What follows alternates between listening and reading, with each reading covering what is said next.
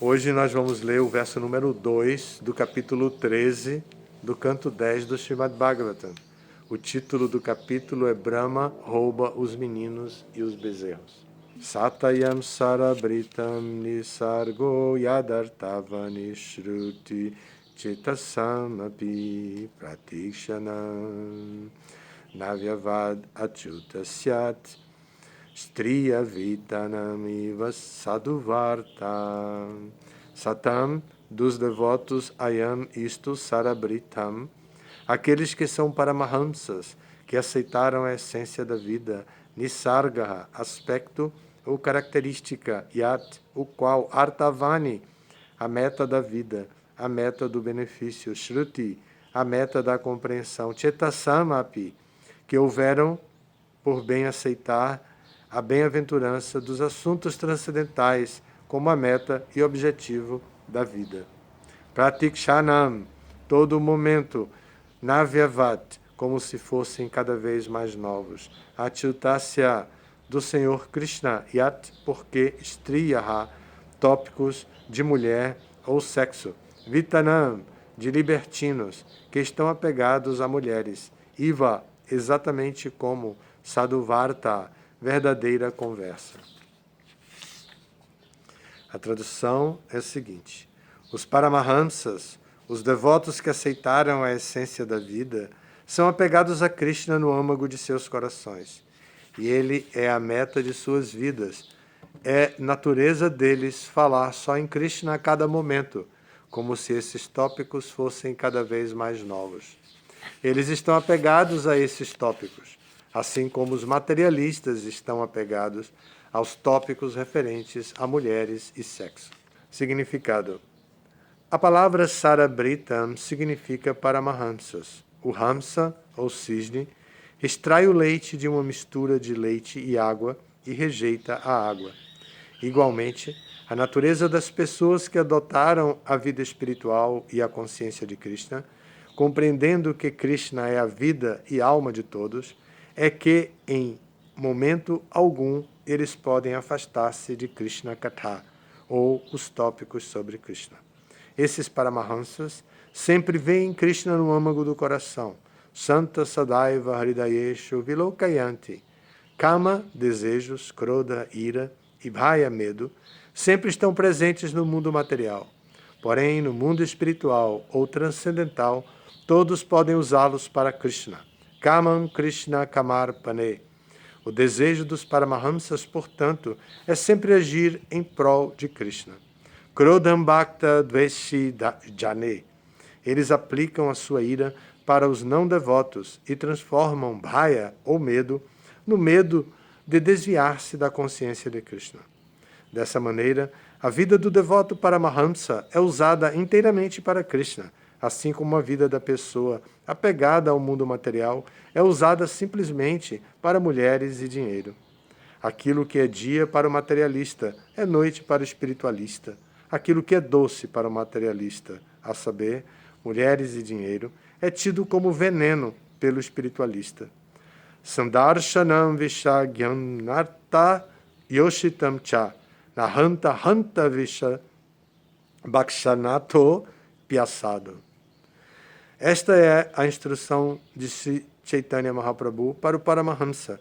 Krishna é tudo, mas para o materialista, as mulheres e o dinheiro são tudo. Aqui onde vemos a palavra mulheres, também podemos entender como o desejo sexual, e o texto não se refere exclusivamente às mulheres, aos homens, falando do apego às mulheres, mas também se refere às mulheres apegadas aos homens. Esse texto original é uma conversa entre homens, então, naturalmente, eles estão falando de homens. Os homens são apegados às mulheres, porque eles estão entre homens falando.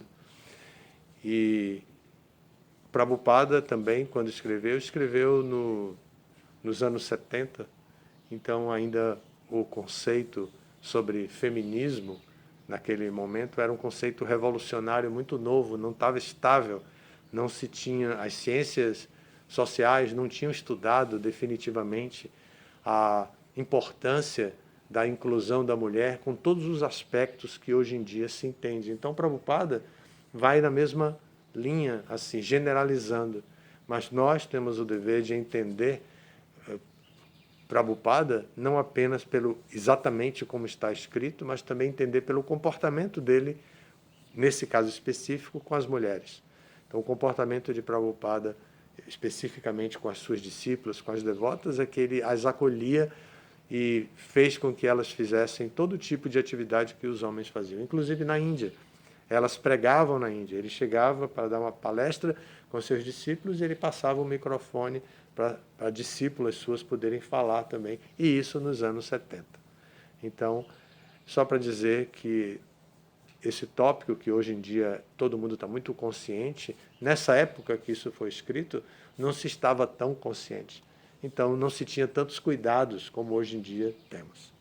Essa é a ideia aqui que eu queria chamar a atenção, mas o texto é Shukadeva Goswami falando para Parikshit Maharaj, e ele vai descrever, ele está descrevendo os Paramahansas, os devotos que aceitam a essência da vida, e está fazendo uma comparação com os materialistas, que ao invés de se preocuparem com a essência da vida, se preocupam com o gozo dos sentidos, com o gozo dos sentidos, cuja forma mais fundamental, essencial e extravagante é a vida sexual. Então, o tema aqui é isso que está sendo falado.